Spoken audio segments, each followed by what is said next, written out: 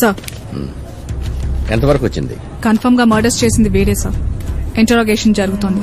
Evidence gather చేసి ఓ 2-3 days లో charge sheet file చేయొచ్చు సార్. అయితే వెంటనే ప్రెస్ మీట్ పెట్టి హంతకుని పట్టుకున్నామని చెప్పండి. ఈ మీడియా గోల వదిలిపోతుంది కదా. అంటే సార్ స్ట్రాంగ్ ఎవిడెన్స్ లేకుండా చేసింది వాడే అని చెప్తున్నావు కదా, ఇంకా డౌట్ ఎందుకు? Do it. Okay okay sir. ఈ ప్రెస్ మీట్ పెట్టడానికి కారణం లాస్ట్ 3 months నుంచి జరుగుతున్న సీరియల్ మర్డర్స్ కి సంబంధించిన నిందితుడిని నిన్న సాయంత్రం అరెస్ట్ చేయడం జరిగింది. ఈ మర్డర్ వెనకాల మోటివ్ ఏమైనా ఉందా మేడం? ఇన్వెస్టిగేషన్ జరుగుతోంది. 2-3 days లో మొత్తం కేసు డీటెయిల్స్ మీకు చెప్తాం. వాడు చంపాలనుకున్నది వీళ్ళు ముగ్గురునేనా, ఇంకెవరన్నా ఉన్నారా మేడం? చెప్పానుగా ఇన్వెస్టిగేషన్ జరుగుతోందని. అయ్యాక మొత్తం అప్డేట్ చేస్తాం.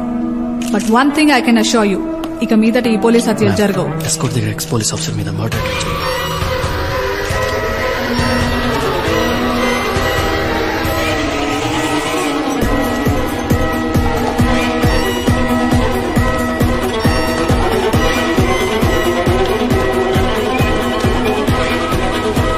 పోలీసులకు ఎదురు దెబ్బ. నిందితుడు కస్టడీలో ఉండగానే ఇంకో పోలీసుపై హత్య ప్రయత్నం జరిగింది.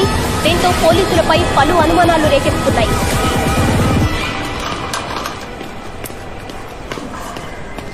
He's out of danger ma'am. ఇప్పుడే ఆపరేషన్ అయింది. కాన్షియస్ లోకి రావడానికి కొంచెం టైం పడుతుంది. ఎలా జరిగింది? ఎవరో వెనక నుంచి వచ్చి కత్తితో అటాక్ చేశారట మ్యామ్. మన పోలీసులు వెళ్ళిన టైంకి హీఈస్ ఇన్ అన్కాన్షియస్ స్టేట్. పోలీసులకు ఇన్ఫర్మేషన్ ఎలా వచ్చింది? అన్నోన్ కాలర్ కాయిన్ బాక్స్ నుండి కాల్ చేశాడు మ్యామ్.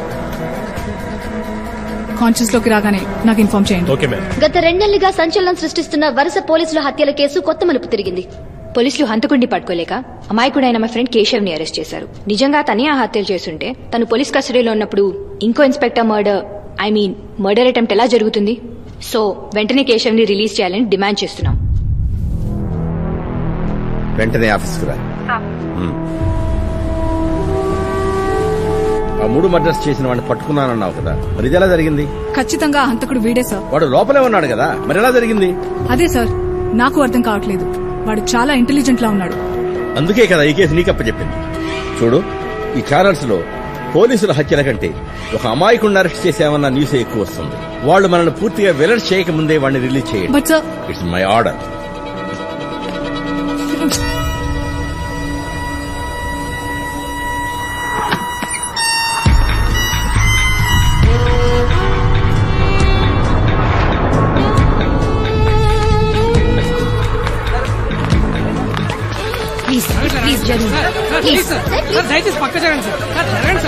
ఏం జరిగింది?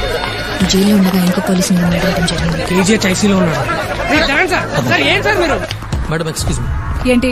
కేసు ఫ్యామిలీకి సంబంధించిన డీటెయిల్స్ మొత్తం కలెక్ట్ చేశారు. 2004లో చనిపోయిన 3 పోలీసులు, హాస్పిటల్లో ఉన్నవాడు, మరో 2 కలిసి ఎలక్షన్ డ్యూటీ కోసం ఏలూరుకి వెళ్లారు. అదే రోజు రాత్రి కేశవ్ వాళ్ళ అమ్మ నాన్న యాక్సిడెంట్ చనిపోయారు. అంతేకాదు మేడం, వీళ్ళ పోలీస్ వెహికల్ కూడా యాక్సిడెంట్ అయిందని 2 days తర్వాత రిపోర్ట్ చేశారు. సో కేశవ్ వాళ్ళ అమ్మ నాన్న చనిపోవడానికి కారణం వీళ్ళే ఉంటారని మిగిలిన ఇద్దరు ఎవరు? అవకవక పెళ్ళవుతుంటే ఇదేం పార్టీరా చండాలంగా. ఈ వయసులో అయినా పెళ్లి అవుతున్నందుకు మీరందరూ కలిసి నాకే వాళ్ళ పార్టీ ఏడ్చావు. ఓసీలో వచ్చింది, మూసుకుని తాగరా.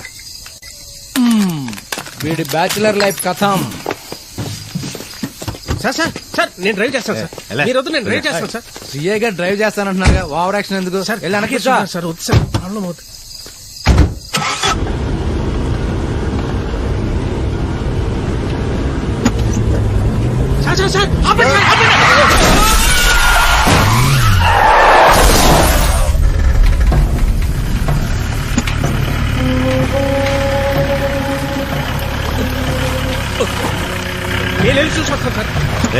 ఆగు, చూడరా.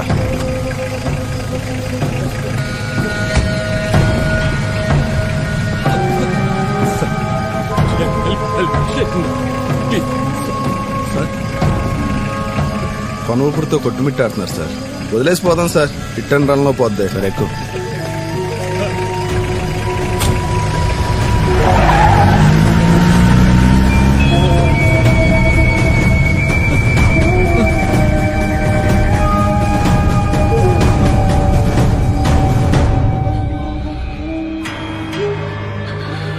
నీకు ఎటువంటి సహాయం చేయలేకపోయాను.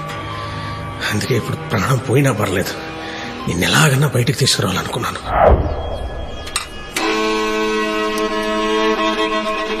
Hello police station.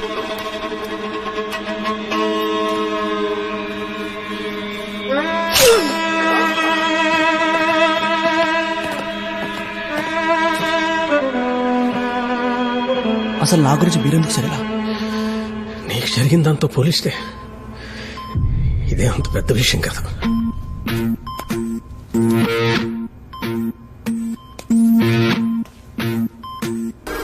పిలవగానే వచ్చినందుకు థ్యాంక్స్. ఆ రోజు మీ పేరెంట్స్ చనిపోవడానికి వాళ్ళు చేసిన యాక్సిడెంట్ కారణం అయిండొచ్చు. బట్ ఇప్పుడు నువ్వు చేస్తుంది తప్పు. తెలుసు. మరెందుకు చేస్తున్నావు? ఇదే కరెక్ట్ కాబట్టి. యాక్సిడెంట్ కారణం వాళ్ళే అని మీరు అనుకుంటున్నారు, కానీ ఆ రోజు ఏం జరిగిందో మీకు తెలియాలి.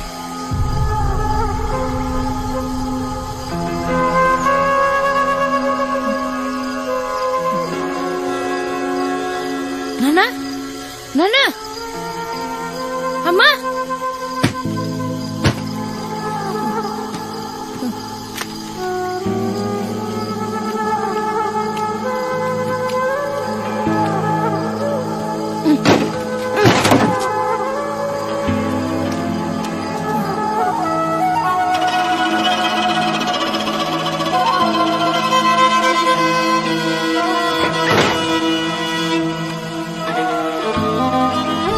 అంబులెన్స్ ఫోన్ చేద్దాం సార్, లేకపోతే పాపం చచ్చిపోతారేమో sir. Please sir.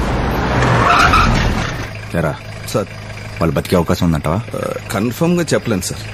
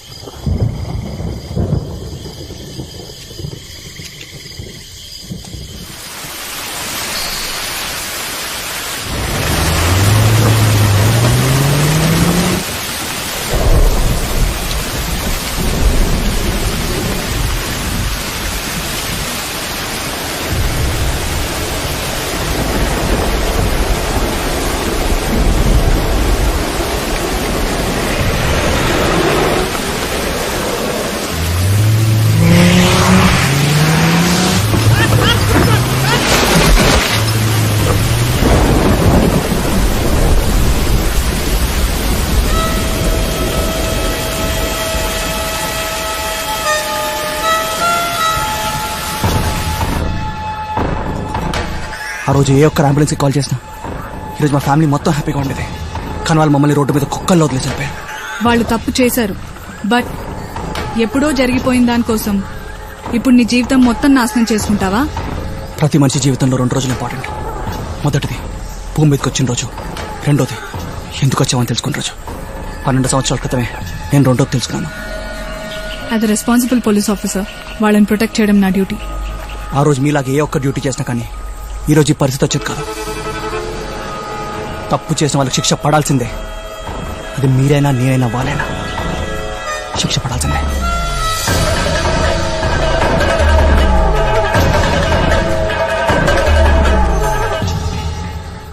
Sahadev, Arjun, ధర్మ, కృష్ణమూర్తి వీళ్ళు నలుగురు మీకు తెలుసా? తెలుసు. అప్పుడెప్పుడో వాళ్ళతో కలిసి ఎలక్షన్ డ్యూటీ చేశాం. ఎలక్షన్ డ్యూటీ అయిన రాత్రి ఏదైనా అనుకోని ఇన్సిడెంట్ జరిగిందా? లేదే.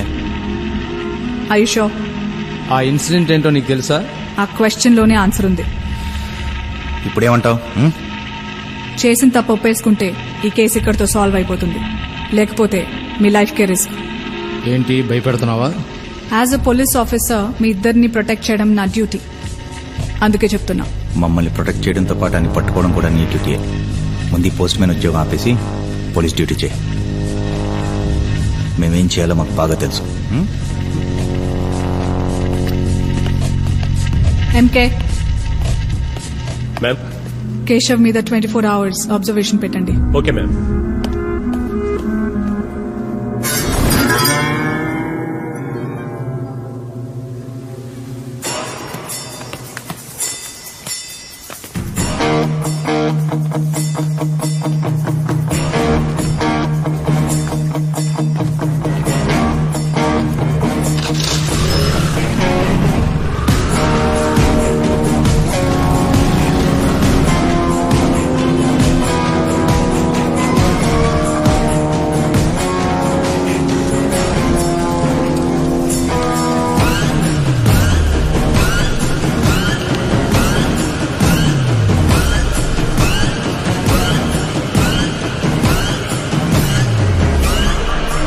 విజయవాడ బస్ ఏ ప్లాట్ఫామ్ అండి? 3వ నంబర్.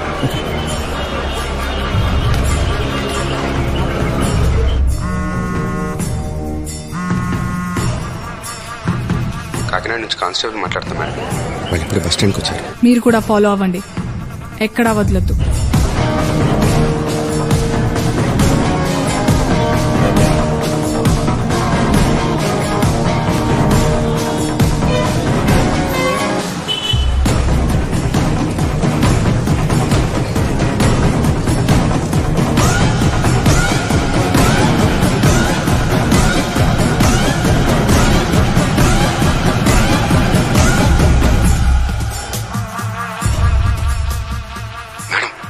విజయవాడ బస్ ఎక్కాడు, నేను ఫాలో అవుతున్నా. నాకు రన్నింగ్ కమెంటరీ వద్దు, హైలైట్స్ చెప్పు చాలు.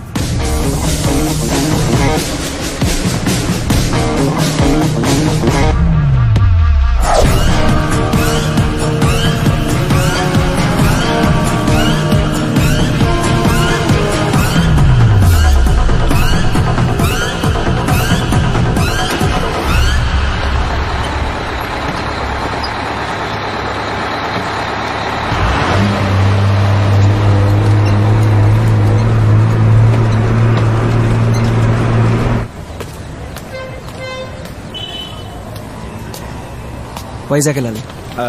ఇలా స్ట్రైట్ కి వెళ్ళి లెఫ్ట్ తీసుకుని 300 కిలోమీటర్లు నడిసే వైజాగ్ వచ్చేది.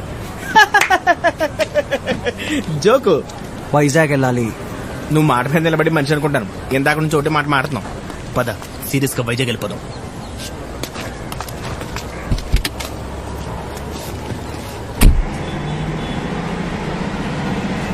ఏం పేరు? ఏంటి గెడ్డం పెంచో లోలో ఫెయిలా? ఏంటో నీతో జర్నీ చేస్తుంటే నేను ఒక్కడిని వెళ్తున్నట్టుంది. మన్మోహన్ సింగ్ అనే మాడతాడేమో కానీ నువ్వు అసలు మాడేట్లేవు. నేనేమన్నా తురెళ్తున్నానారా? పని మీద వెళ్తున్నాను రా. అది ముగ్గురు చేసే పని కాదురా నీకు. అరే నీకు మళ్ళీ చేస్తాను. సార్ ఈడేవుడు సార్ అర్జెంట్ గా కొంచెం లిఫ్ట్ కావాలి సార్. 1000 అవుద్ది. అయ్యా నా దగ్గర 500 ఉన్నాయి. అయితే తునిలో దింపేస్తా. అవునా? నేను ఎక్కడ దిగాలి?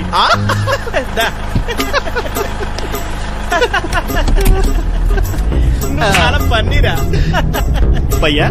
మీ రింగుల హెయిర్ భలే ఉంది భయ్యా. రింగులుగా చేయించా. ఎక్కడ? మా అమ్మ కడుపులో. అవును, బాగా రెడీ అయ్యి వెళ్తున్నావు. ఏంటి పెళ్లి చూపులా?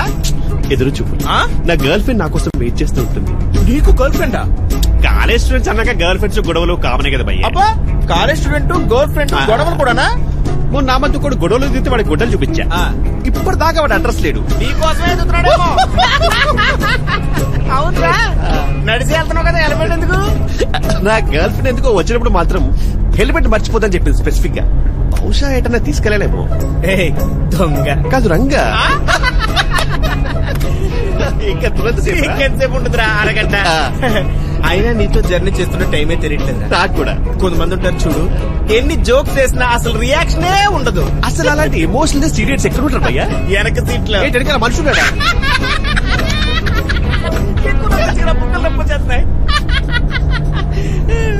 నీతో అసలు టూ మచ్ రా.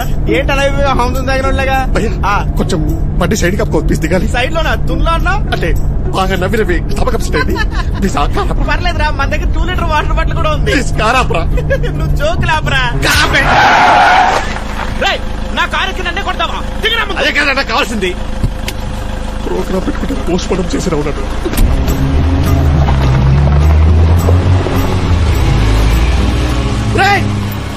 నా ఫోన్ రా.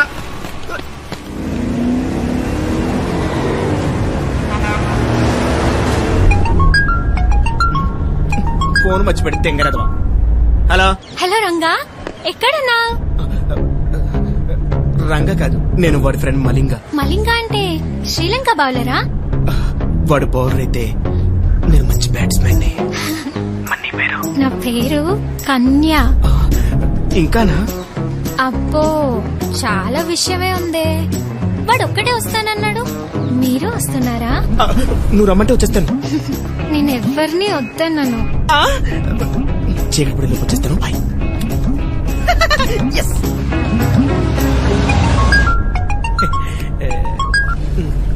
హలో. అరే నీ కార్లో నా ఫోన్ మర్చిపో.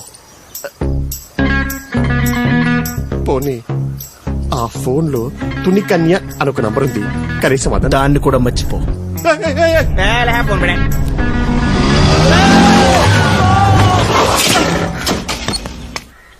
రోడ్డు మీద ప్రదక్షిణ చేస్తావా, డ్రైవింగ్ చేస్తావా?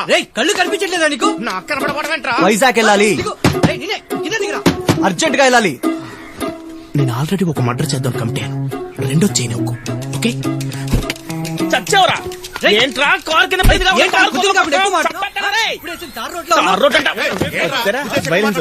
ఏం లేదండి, దెబ్బలు ఏమన్నా తగిలినాయమని చెప్పి డబ్బులు ఇద్దామని. ఈ 10 రూపాయలు తీసుకుని బ్యాండెడ్ కొనుక్కో బాబు, అందులో చాలా డబ్బులు ఉన్నాయండి.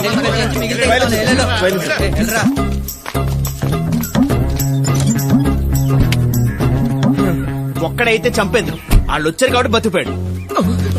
ఈడేడి కొంప తీసి మర్డర్ గారు భయపడి పారిపోయాడా? అనవసరంగా భయపెట్టాను. చూస్తే వైజాగ్ వరకు వచ్చాం, పరిసేమో వాళ్ళు దొబ్బేశారు. ఎట్లా